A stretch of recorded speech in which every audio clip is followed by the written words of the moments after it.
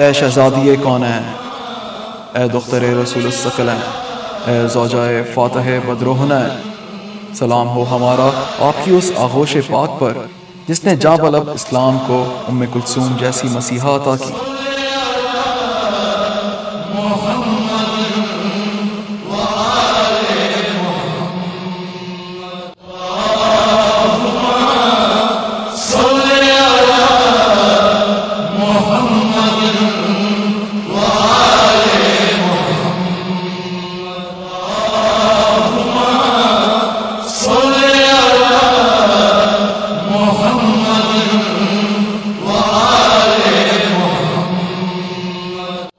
حضرت ام کلثوم عظمتوں کی اس معراج پر فائز ہیں جہاں ہمارا تصور بھی پر نہیں مار سکتا۔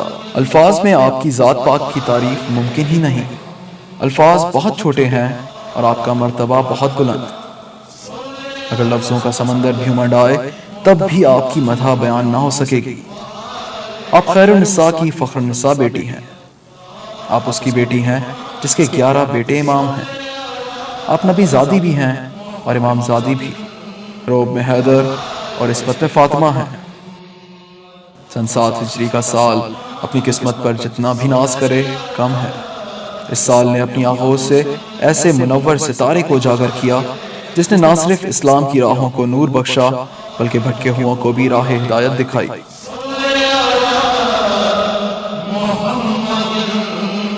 یہ وہ مبارک سال ہے جب جنگ خیبر فتح ہوئی۔ قرآن میں اسے فتح مبین کہا گیا۔ یہ سال بی بی کی ولادت کا سال ہے۔ 7 کا وہ مبارک عدد ہے کہ آپ 7 ہجری کو پیدا ہوئیں۔ آپ کے نام کے حروف 7 ہیں، آپ کے نام کے اعداد بھی 7 ہیں۔ سورہ یاسین میں لفظ مبین 7 بار آیا ہے۔ 18 ربیع الاول وہ روز ہے جس روز معصومہ کونین، نور اول کی شہزادی، کون و مکان کا ظہور پر نور کا جگر گوشہ رسول کے گھر نزول ہوا۔ حجرہ منور کے اندر اور باہر پورے صف باندھے کھڑی تھی۔ ادھر شاخ عصمت پر گل زہرا کھلا، ادھر قدسی اپنے مسلح چھوڑ کر صفوں کی صورت میں در محمد پر اترنے لگے۔ سورج کی کرنیں در فاطمہ کو چوم چوم کر مبارکباد کے نغمے سنانے لگیں۔ شہزادی ام کلثوم جنت کے لباس سے آراستہ اور کوثر سے غسل شدہ تھی۔ چہرہ انور نور ایمان کی چمک سے روشن تھا۔ جب ختم مرتبت کو خبر ملی کہ خداوند عالم نے نواسی عطا کی ہے تو اہل بیت پر سلام بھیجتے ہوئے خوشی خوشی خانہ سیدہ میں داخل ہوئے اور آہستہ اور پیار سے پکارا، لخت جگر فاطمہ مبارک ہو، خدا نے تمہیں دوسری مجاہدہ اسلام عطا کی ہے۔ فاطمہ زہرا مسکرائیں کہ کائنات مسکرا اٹھی۔ رسول اللہ صلی اللہ علیہ وآلہ وسلم نے بچی کو گود میں لیا، کافی دیر سینے سے لگایا، پھر بچی نے اپنا دہن کھولا اور آپ نے دہن میں اپنی زبان دے دی۔ صرف حسین نے ہی رسول کی زبان نہیں بلکہ شہزادی زینب کلثوم کی پہلی خوراک بھی یہی تھی۔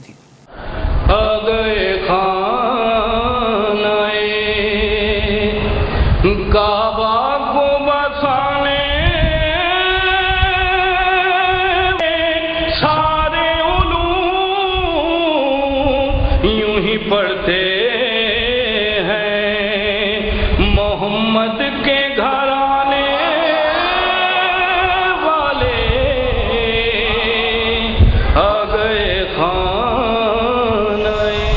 حضرت ام کلثوم نے جب عہد طفلی کی سرحدیں عبور کر کے گلستان شباب میں قدم رکھا تو آپ کی فضیلتوں سے متاثر ہو کر بہت سے افراد آواز کا دامن لے کر امیر المومنین کی خدمت میں حاضر ہونے لگے، لیکن سب کے جواب میں آپ نے وہی کلمات ادا کیے جو رسول نے اپنی حیات میں فرمائے تھے۔ آپ نے فرمایا، ہماری بیٹیاں ہمارے بیٹوں کے لیے اور ہمارے بیٹے ہماری بیٹیوں کے لیے ہیں۔ تاریخ گواہ ہے کہ رسول خدا نے جناب فاطمہ کے لیے کیسے کیسے رشتے ٹھکرائے تھے، اور شادی ہوئی تو اس سے جس کے لیے فرمایا اگر علی نہ ہوتے تو فاطمہ کا کوئی کفر نہ ہوتا، لہٰذا حضرت علی نے حضرت جعفر طیار کے چھوٹے بیٹے حضرت عون کا انتخاب کیا۔ ایک روایت کے مطابق دونوں بہنوں کی شادی اکٹھی ہوئی۔ حضرت علی نے دھوم دھام سے شہزادی ام کلثوم کی شادی کی۔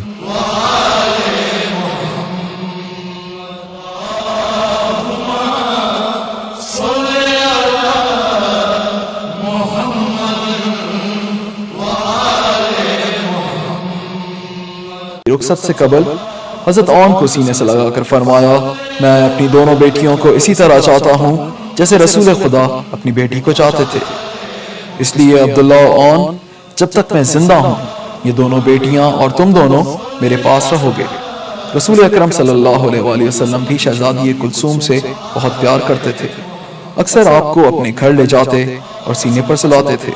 ام کلثوم سے آپ کی محبت کا یہ عالم تھا کہ آپ اپنے آخری حج میں بھی شہزادی کو اپنے ہمراہ لے گئے تھے۔ شہزادی ام کلثوم نے اپنے بابا کی ولایت کا اعلان خود اپنے کانوں سے سنا۔ جناب فاطمہ کی رحلت کے بعد آپ اپنے بابا امام علی علیہ السلام کے ساتھ کوفہ آ گئیں۔ آپ نے شیر خدا کے 25 سالہ دور خاموشی کو بھی دیکھا، اور یہ خاموشی کسی عام انسان کی خاموشی نہ تھی، ایسے کرار کی خاموشی تھی جس کا ایک ایک لمحہ جہاد اسلام کے لیے گزرتا تھا۔ سفر آخرت پر روانہ ہونے سے قبل حضرت علی نے اپنی پیاری بیٹی ام کلثوم سے کہا کہ اب میری اور تمہاری جدائی کا وقت قریب آ پہنچا ہے۔ مولا کائنات کی شہادت حضرت ام کلثوم کے لیے نانا اور ماں کے بعد سب سے بڑا صدمہ تھی جسے انہوں نے پردیس میں برداشت کیا۔ جب امام حسین علیہ السلام کا دور امامت شروع ہوا تو ان کے 10 سالہ دور امامت میں حضرت ام کلثوم نے چڑھتے سورج کے پجاریوں کو اقتدار کے دیوتاؤں کے حضور سجدہ ریز ہوتے دیکھا، لیکن سن 60 ہجری اپنے اندر ایک قیامت کی تبدیلی لے آیا، اور معاویہ کے بعد مسلمانوں کا جبری سردار یزید برسر اقتدار آ گیا۔ اس نے تخت حکومت پر آتے ہی سب سے پہلے مطالبہ بیعت کیا، مگر امام حسین علیہ السلام نے بیعت کرنے سے انکار کر دیا اور کربلا کی طرف روانہ ہوئے۔ عبداللہ بن سنان کوفی سے روایت ہے، وہ کہتا ہے کہ میں نے دیکھا کہ امام حسین علیہ السلام ایک بلند مقام پر تشریف فرما ہیں اور 40 محملیں کھڑی ہیں۔ پھر 2 برقع پوش بیویاں ایک جوان کے ساتھ آئیں، حیا کی شدت سے ان کی چادروں کے دامن زمین پر کھینچے جاتے تھے، کنیزیں ان کو اپنے حلقے میں لیے ہوئے تھیں۔ راوی کہتا ہے، میں نے پوچھا یہ خواتین اور یہ جوان کون ہیں؟ کسی نے جواب دیا کہ یہ جوان ابو الفضل العباس بن علی ہیں اور یہ خواتین حضرت زینب اور ام کلثوم بنت علی ہیں۔ اسی طرح تمام بیویاں سوار ہو گئیں اور قافلہ روانہ ہوا۔ جب اہل حرم کربلا میں داخل ہوئے تو گرد و غبار اڑ کر بی بی زینب اور ام کلثوم کے سر میں داخل ہونے لگا۔ بی بی کلثوم نے امام حسین سے پوچھا، بھائی یہ کیسی سرزمین ہے کہ یہاں کی مٹی ہم بہنوں کے سر پر آئی ہے؟ امام حسین نے رو کر فرمایا، بہن یہ وہ سرزمین ہے جہاں میرا سر تن سے جدا کیا جائے گا۔ عمر بن سعد ملعون محرم کی 11 تاریخ کو بعد ظہر کربلا سے لشکر کے ساتھ کوفہ روانہ ہوا۔ اہل حرم کو بے پردہ بے کجاوا اونٹوں پر سوار کرایا گیا، پھر تمام قیدیوں کو دربار میں ابن زیاد کے سامنے کھڑا کر دیا گیا۔ ابن زیاد نے پوچھا، تم میں سے ام کلثوم کون ہے؟ بی بی کلثوم نے کہا، اے دشمن خدا، مجھے کیا کہنا چاہتا ہے؟ ابن زیاد نے کہا، اللہ تمہارا برا کرے۔ بی بی کلثوم نے کہا، اللہ کاذب و فاسق کا برا کرے، اور تو کاذب بھی ہے اور فاسق بھی، تو نے اہل بیت کے خون سے زمین کو نہلایا ہے۔ ابن زیاد نے کہا، تو اپنے باپ کی طرح شجاع ہے، اگر تو عورت نہ ہوتی تو تمہیں ضرور قتل کرا دیتا۔ بی بی کلثوم نے فرمایا کہ اگر میں شجاع نہ ہوتی تو میں تمہارے سامنے اس طرح بے نقاب نہ کھڑی ہوتی کہ ہر برے لوگ میری جانب دیکھ رہے ہیں اور میری بہنیں بے پردگی کے ساتھ تیرے سامنے کھڑی ہیں۔ قافلہ روانہ ہوا، بیویوں کے ہاتھ پسے پشت بندھے تھے اور گودوں میں بچے تھے، اونٹ بھاگتے تھے اور بچے گر گر کر شہید ہو جاتے تھے۔ راوی کہتا ہے کہ اہل کوفہ ان بچوں کو جو محملوں پر تھے دیکھ کر صدقے کی کھجوریں دیتے تھے، تو بی بی کلثوم وہ کھجوریں بچوں سے لے کر پھینک دیتی تھیں اور کہتی تھیں کہ اے اہل کوفہ، ہم آل محمد ہیں، ہم پر صدقہ حرام ہے۔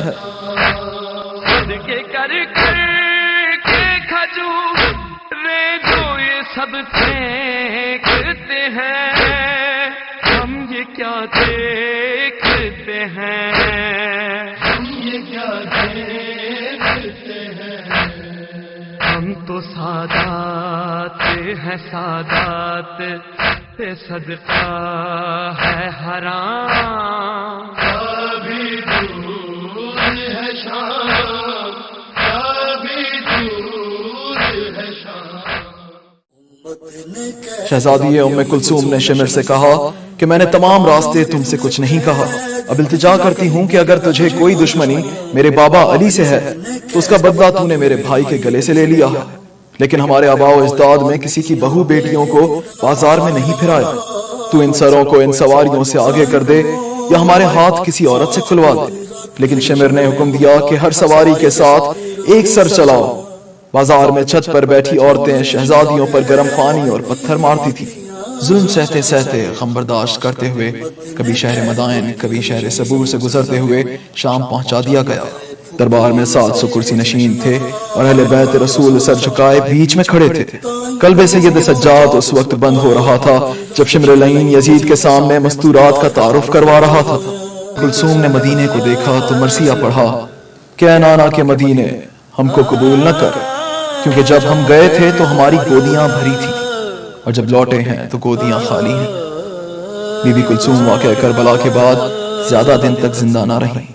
زیادہ تر مورخین نے بی بی ام کلثوم کی شہادت بی بی زینب سے 80 دن پہلے لکھی ہے۔ جب بی بی کلثوم کی شہادت ہوئی تو بی بی زینب نے خود غسل و کفن دیا۔ جب آپ غسل دے رہی تھی تو ایک زور سے چیخ ماری اور رونے لگی۔ امام سجاد نے پوچھا پھوپھی اماں کیا ہوا؟ تو بی بی زینب نے فرمایا کہ کلثوم کے پشت پر دروں کی وجہ سے سیاہ اور بازو میں رسن کے نشان ہیں، لیکن آج تک کلثوم نے مجھے نہیں بتایا۔